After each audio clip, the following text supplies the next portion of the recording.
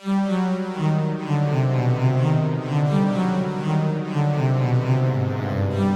qu'il a apporté. Imaginez-vous, nous on vous dit par exemple la sunna c'est ceci et cela, tu me dis ah ouais mais non c'est pas, c'est la médecine a prouvé le contraire. Rasulullah il nous a prouvé que par exemple, vous savez comment est-ce que un fœtus devient soit garçon soit fille? Comment est-ce que le sexe du fœtus est déterminé? Ben, c'est le premier des deux comment on appelle ça, des deux partenaires qui a éjaculé. Je m'excuse de froisser vos oreilles. Le premier qui a éjaculé, c'est lui qui, si c'est l'homme qui a éjaculé en premier, ça va être un garçon. Si c'est la femme qui a éjaculé en première, ça va être une fille. Ça, c'est Rasulullah sallallahu alayhi wa sallam qui nous l'a appris. On peut pas venir dire à nous, si on croit vraiment au prophète sallallahu alayhi wa sallam, ah ben non, c'est faux parce que la science moderne, elle nous a prouvé que c'était justement les chromosomes X, Y et blablabla, blablabla. On ne remet pas en question la parole de notre prophète pour des pseudo-découvertes scientifiques, ou rationnelles, ou expérimentales. Attention, il y a une affection illégitime, c'est celle-là, c'est l'affection des mécréants de manière comme ça normale. Et on parle principalement des amis, des voisins, etc. Et puis il y a ce qu'on appelle l'affection naturelle. C'est une affection que je ne contrôle pas, elle est innée. Ça fait partie de ma fitra, comme aimer mes parents. Moi je suis converti, mes parents sont dans la mécréance. Soit tu me dis que j'ai pas le droit de les aimer, mais je l'ai pas contrôlé, cet amour il est inné. Est-ce que cet amour il est excusable? Oui, bien sûr. L'amour inné, il est tout à fait excusable. Mais tu ne les aimes pas pour leur mécréance, ces gens-là. Tu les aimes parce que c'est ton père. Qu'ils soient juifs, chrétiens ou musulmans, tu l'aurais aimé dans tous les cas parce que c'est ton père. Mais cet ami-là, je suis désolé, l'amour qu'on a envers les amis, les collègues de travail, les voisins, c'est un amour qu'on travaille comment? À force de les fréquenter. Ton père t'es né sous son giron, sous son toit. T'avais pas d'autre choix que de le fréquenter. Donc du coup, cet amour, il est né avec toi. Tu l'as pas, t'es pas allé le chercher. Tandis que l'amour de ton pote, c'est toi qui allais le chercher. C'est toi qui sors avec ton pote au cinéma, au grec, au foot, etc., etc.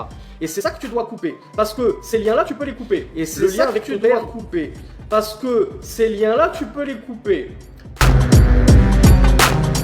Le prophète sallallahu alayhi wa sallam a dit lorsque vous les croisez sur le chemin, contraignez-les à la partie la plus exiguë du chemin.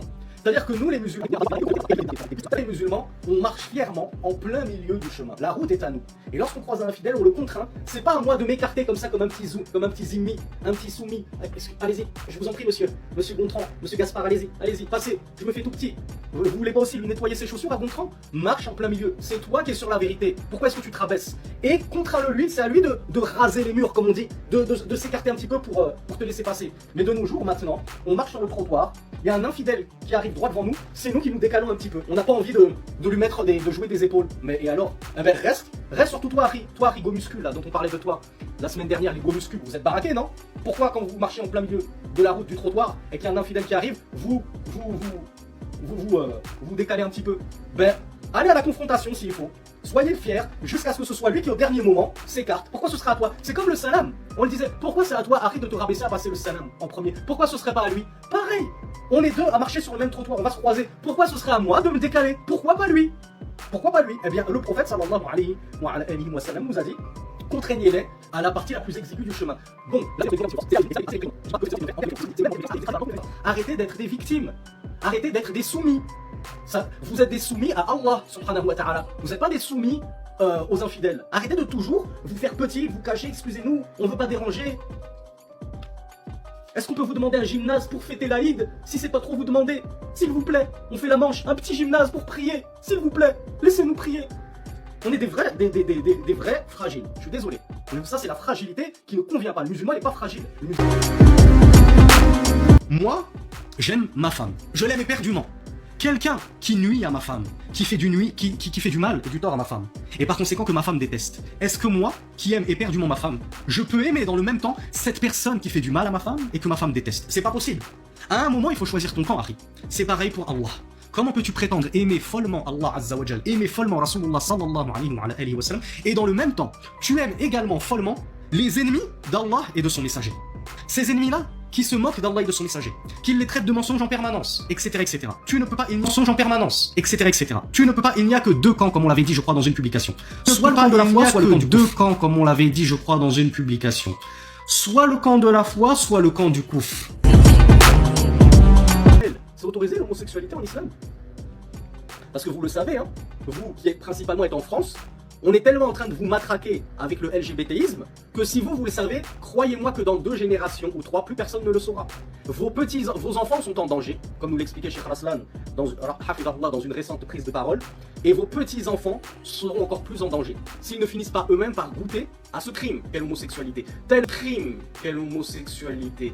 Tellement on les aura formatés dès le plus jeune âge. Vous, qui avez peut-être 20 ans, 30 ans, 40 ans, vous n'avez pas réellement grandi avec ça. Mais ceux qui grandissent maintenant, ou qui grandissent depuis 5 ans à peu près, avec ce matraquage permanent sur le fait que c'est normal d'être homosexuel, c'est normal de pouvoir choisir son orientation sexuelle, que d'ailleurs ce n'est pas, ils vont vous dire ce n'est pas une maladie, c'est pas un choix, c'est inné. Ils vont dire j'ai pas choisi d'être homosexuel, je suis né comme ça, mais c'est absolument faux. Tout le monde, comme l'a dit Rasulullah sallallahu alayhi wa sallam, naît sur la saine nature. Puis ce sont ses parents qui le christianisent ou le judaïsent, etc. Mais de base, on est carrément sur la saine nature de l'islam. Alors que dire de la saine nature de l'hétérosexualité? Donc ne nous la faites pas à l'envers en prétendant je suis né comme ça. Non, non, t'es pas né comme ça. C'est toi qui es un gros pervers ou une grosse perverse et qui a entretenu cette perversion. Parce que moi, si je vole, je vais pas dire ah mais c'est pas de ma faute, je suis né comme ça. Je suis né avec cette tendance à aimer voler. Comment on appelle ça là, les soi-disant la kleptomane? C'est ça la kleptomanie? On va dire que la kleptomanie c'est une soi-disant un attribut inné avec lequel on est. Ah, je suis né kleptomane, ne m'en voulez pas si je vole tout le monde. Non, non, non, ça, les gens essayent de se dédouaner pour qu'on... Est-ce que t'as le droit d'épouser ton cousin? Oui. Oui, je vous ai piégés, tous. Pratiquement tous. Parce que malheureusement, ça ne veut pas rentrer dans la tête de certains. Les cousins, oh ma soeur, oh ma chère soeur, et oh mon cher frère, hein. On trouve les erreurs parmi les frères et les sœurs. Cousins, cousines, nous ne sommes pas des maharim. Est-ce que j'ai le droit d'épouser mon cousin, ma cousine? Oui, vous êtes d'accord avec moi. Le problème, c'est que vous vous comportez avec vos non-maharim de la même façon qu'avec vos maharim. Or ça, ce n'est pas possible. Et le problème, il émerge du fait que vous ne savez pas qui sont vos maharim. Et vous avez mis toute la famille dans le cadre des maharim. Donc, quand je vous dis tu ne peux pas le toucher, c'est-à-dire ni bise, ni serrer la main. Tu ne peux pas serrer la main à un cousin. Pourquoi? Parce que ce n'est pas ton mahram. Pourquoi? Parce que tu peux l'épouser. Et donc ma cousine, je ne peux pas lui faire la bise. Je ne peux pas lui serrer la main. Parce que je peux théoriquement l'épouser. Donc la majorité des savants voient que quand bien même ce fornicateur reconnaîtrait et prouverait la paternité de cet enfant, il prouverait que c'est bien le géniteur de cet enfant. À partir du moment où il l'a eu en dehors du cadre du mariage, il n'est pas considéré comme son père. Il n'est pas considéré comme son père, selon l'avis de la majorité des savants des 4 écoles, et même de la 5e école qui est l'école Zahirit, avec notamment en tête de liste l'imam Ibn Hazm. Cette majorité de savants voit que un enfant qui serait issu d'une union illicite, quand bien même le fornicateur reconnaîtrait et demanderait à ce que cet enfant soit reconnu comme le sien, on ne lui reconnaît pas cela. Et on dit à cet enfant, malheureusement pour toi, c'est notre religion, tu n'as pas de père, tu as uniquement une mère. Première question, la plus fréquente, est-ce que j'hérite de mon père? Est-ce que j'hérite de mon géniteur plutôt? Eh bien on te dit, suivant l'avis de la majorité des savants, puisque ton géniteur et que tu es un enfant issu de la fornication n'est pas considéré comme ton père, alors tu ne peux pas hériter de lui. Tu ne peux pas hériter de lui et lui ne peut pas hériter de toi. Pourquoi? Parce que vous êtes 2 personnes étrangères l'une envers l'autre. Que ma future femme pourra se dévoiler devant mon père biologique, alors on lui dit non. Ta future femme ne pourra pas se dévoiler devant ton père biologique. Pourquoi? Parce que ce père biologique ne sera pas le mahram de cette femme-là. Pourquoi? Parce que Aslan, à la base, il n'est même pas réellement ton père. Il n'est pas considéré comme ton père. Il t'est, vis-à-vis de toi, déjà considéré comme un étranger. Donc au cinéma, il est trop bien, je vous le conseille. Comment ça? Déjà, cache tes péchés, Harry.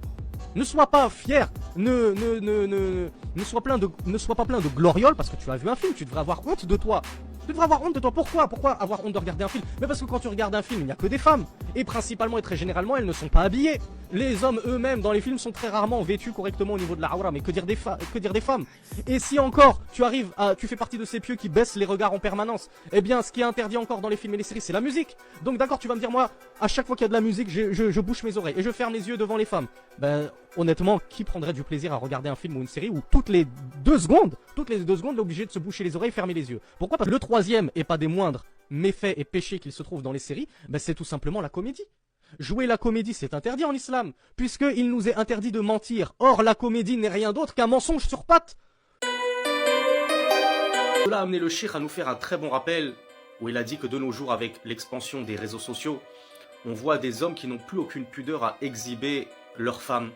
On les voit donc embrasser leurs femmes, on les voit danser avec leurs femmes, et cela conduit petit à petit à détruire le peu de pudeur qu'il leur restait, jusqu'à ce qu'ils finissent par devenir de véritables dayyouth. Et le cheikh nous rappelle que le dayyouth n'entrera pas au paradis. Mais la pudeur a tellement disparu de nos jours que maintenant, chez certains musulmans, c'est devenu normal de s'embrasser comme ça sur la bouche devant tout le monde. Puis après ces embrassades publiques, qu'est-ce qu'il se passe? Eh bien on a la fête, on a la fameuse fête de mariage où le marié danse avec son épouse, généralement très peu vêtue, Généralement, elle porte des robes totalement cintrées qui dévoilent toutes ses formes et il l'exhibe devant tous ses amis, devant toute sa famille. Il danse avec elle, puis il la prend en photo et ensuite il envoie cette photo à tous ses amis, toute sa famille. Il la poste sur les réseaux sociaux. Donc comme a eu raison Cheikh Souleymane Al-Rouhaili de nous rappeler que, certes bien sûr, les sœurs qui font tout ceci sont pécheuses, elles sont coupables et elles sont auteurs d'un péché manifeste, mais les frères ne sont pas en reste. Et les frères qui n'ont aucune pudeur au point d'exhiber cela de leurs femmes, eux aussi partagent avec leurs épouses une grande part du péché. Voilà, riyadou billah, Allah nous préserve de tomber aussi bas dans le manque de pudeur et de chasteté.